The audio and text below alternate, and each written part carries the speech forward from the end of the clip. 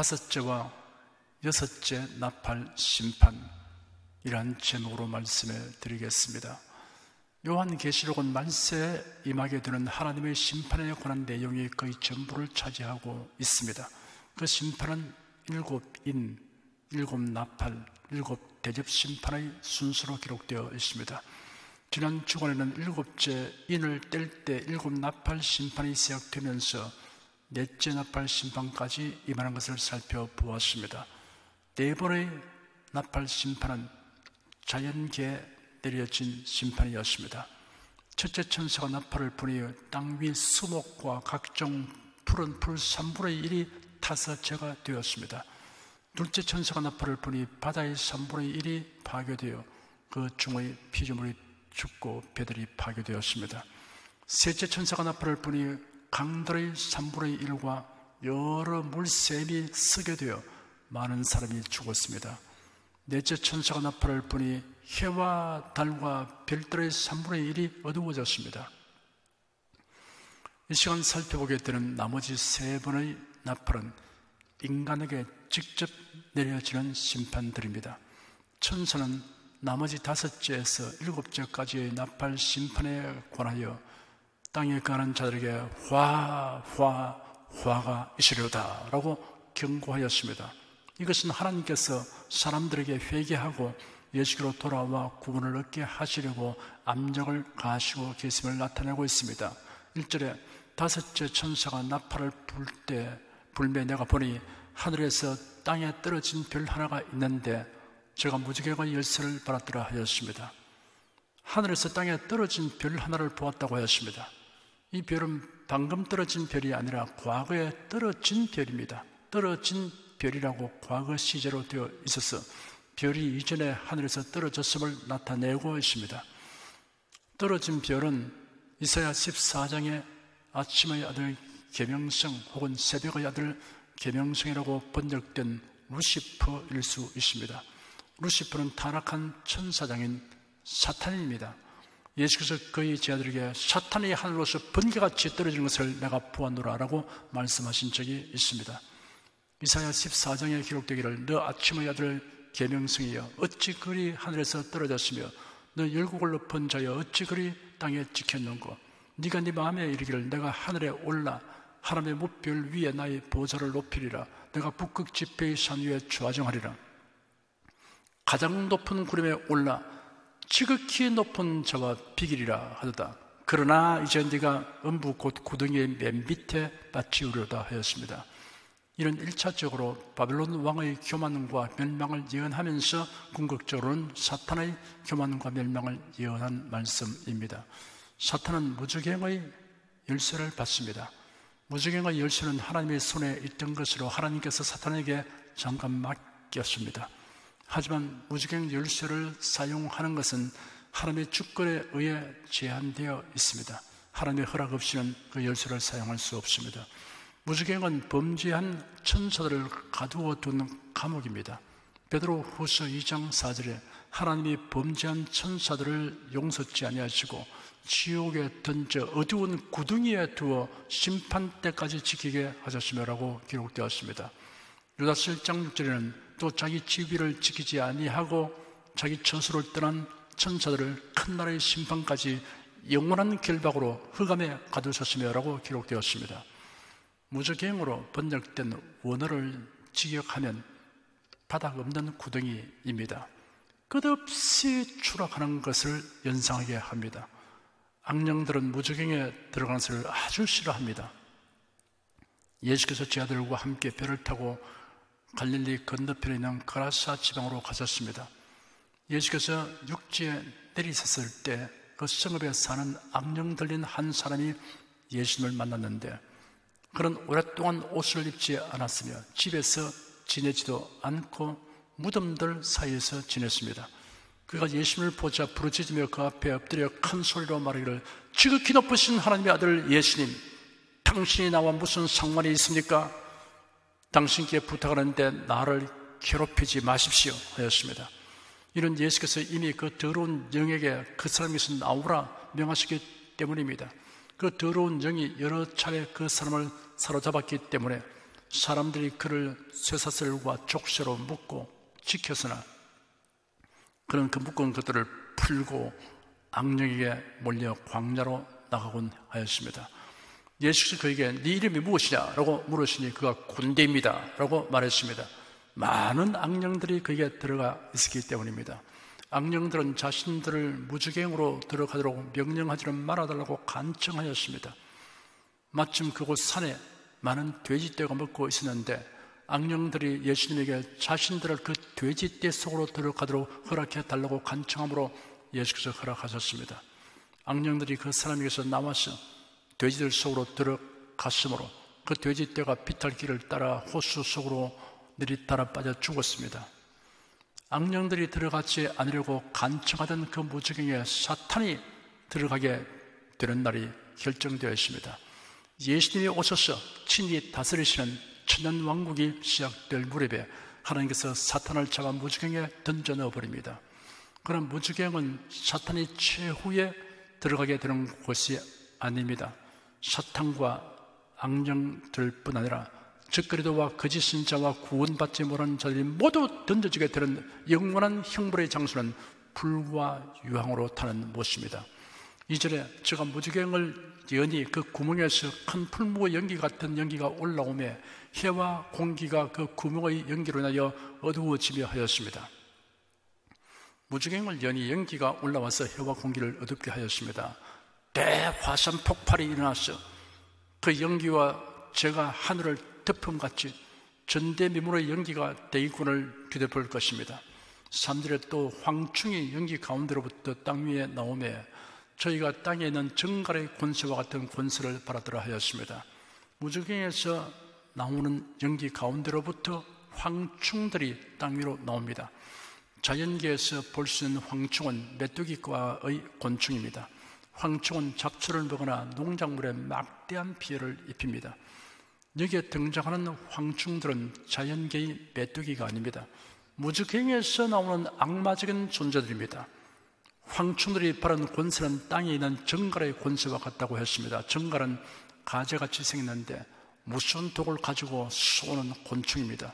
4절에 저희에게 이르시되 땅의 풀이나 푸른 것이나 각종 수목은 해하지 말고 오직 이마에 하나님의 입맞지 아니한 사람들만 해하라 하시더라 하였습니다. 황충들은 자연계에는 아무런 해를 주지 않고 사람들에게만 무서운 고통을 줍니다. 그런데 사람들 중에서 하나님의 입맞은 자들은 해치지 말고 하나님의 입맞지 아니한 사람들만 해치도록 제한되었습니다. 5절에 그러나 그들을 죽이지는 못하게 하시고 5달 동안 괴롭게만 하게 하시는데 그 괴롭게 하면 정갈이 사람을 쏠 때 괴롭게 함과 같더라 하였습니다. 황충들의 활동은 한정되어 있습니다. 사람들을 괴롭혀도 죽이지는 못하게 하고 괴롭히는 기간도 5달 동안으로 제한되었습니다. 황충들에게 고통당한 5달은 사람들에게 회개할 기회입니다. 죽은 후에는 회개할 수 있는 기회가 없습니다. 그 괴로움은 정갈이 사람을 쏠 때와 같다고 했습니다. 정갈은 긴 꼬리를 가지고 있는데 그 꼬리는 등을 지나 머리까지 꺾어 올릴 수 있습니다.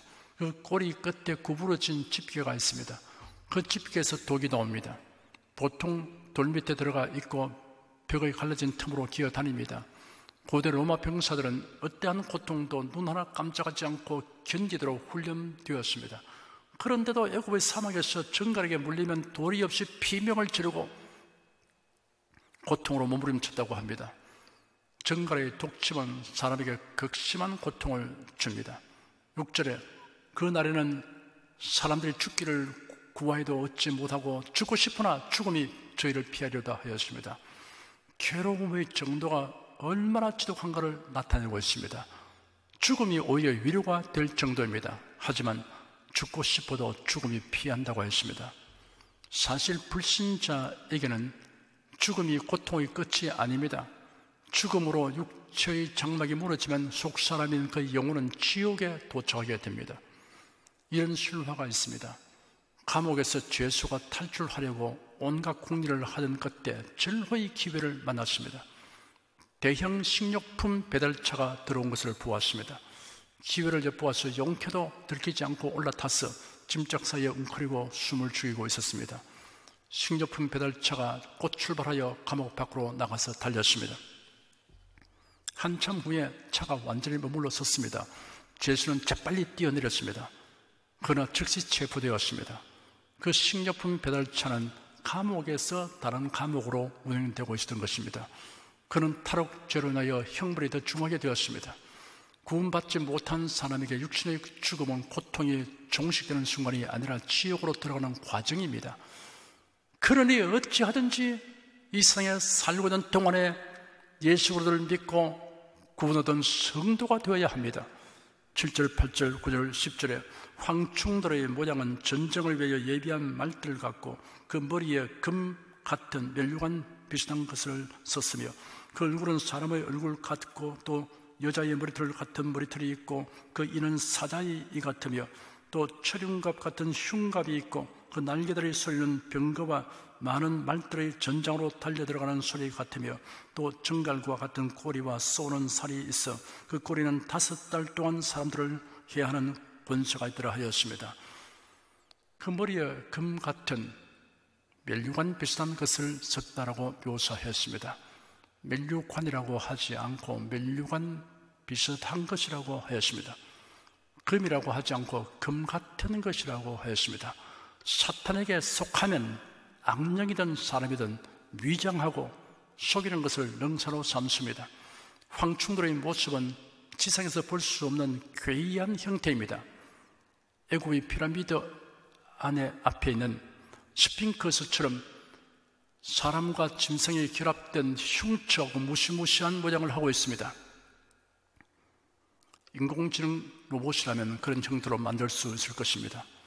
어쨌든 사도 요한이 당시에는 듣고 본 적이 없고 상상도 해본 적이 없는 전투기, 장갑차, 탱크, 로봇을 보았다면 어떤 말과 방식으로 형용을 할 것인가를 생각해 보십시오. 그것이 과연 무엇인가를 우리가 단정할 수는 없습니다. 11절에 저희에게 임금이 있으니 무적행의 사자라. 히브리어로 이름은 아바돈이요 헬라어로 이름은 아볼로온이더라 하였습니다.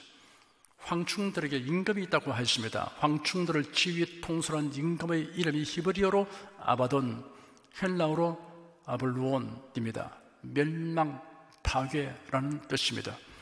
이 황충들의 임금은 파괴자, 멸망시키는 자라는 이름으로 불려질 것입니다.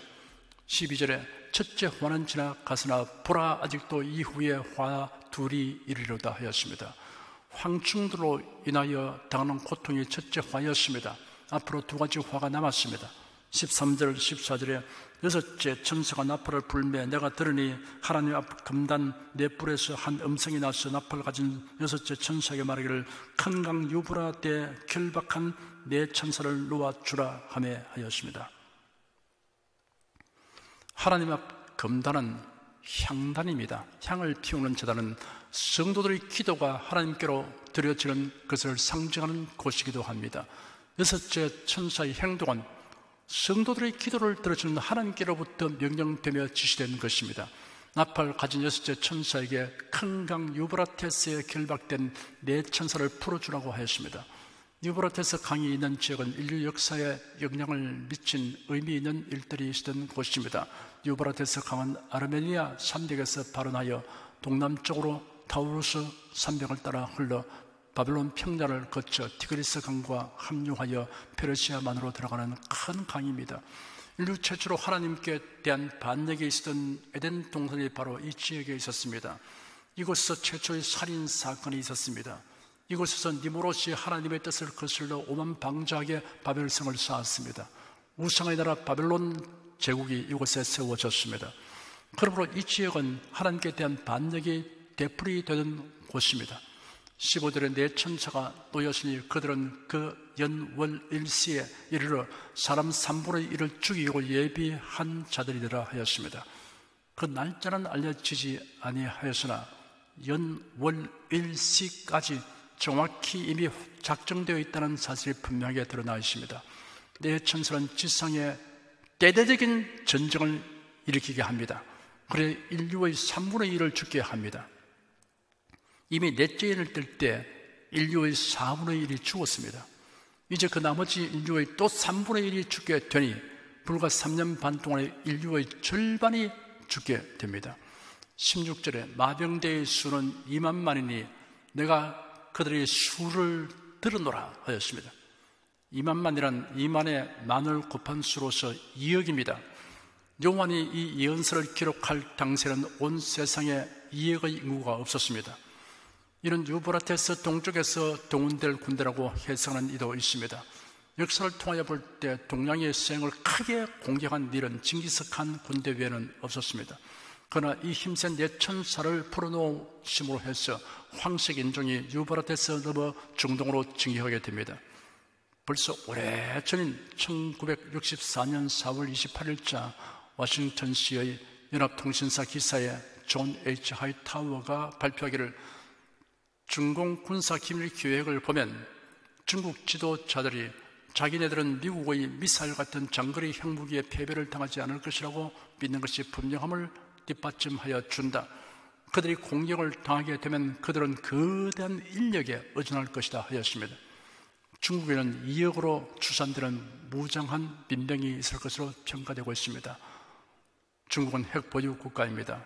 경제력이 크게 신장되었고 최신 무기들을 생산하고 있습니다.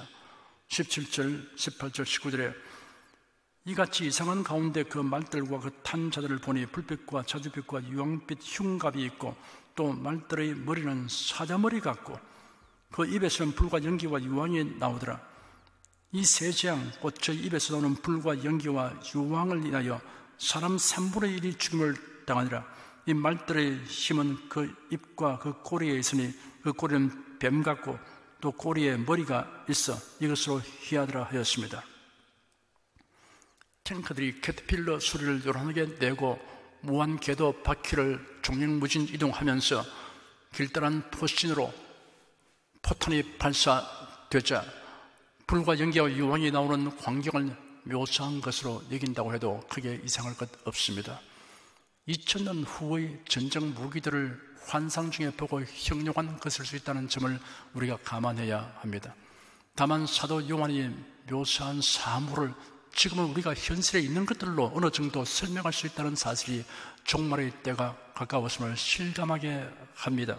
20절, 21절에 이 재앙에 죽지 않고 남은 사람들은 그 손으로 행하는 일을 회개치 아니하고 오히려 여러 귀신과 또는 보거나 듣거나 다니거나 하지 못하는 그 먼 동과 목석의 우상에 절하고 또 그 살인과 복수의 음행과 도둑질을 회개치 아니하더라 하였습니다.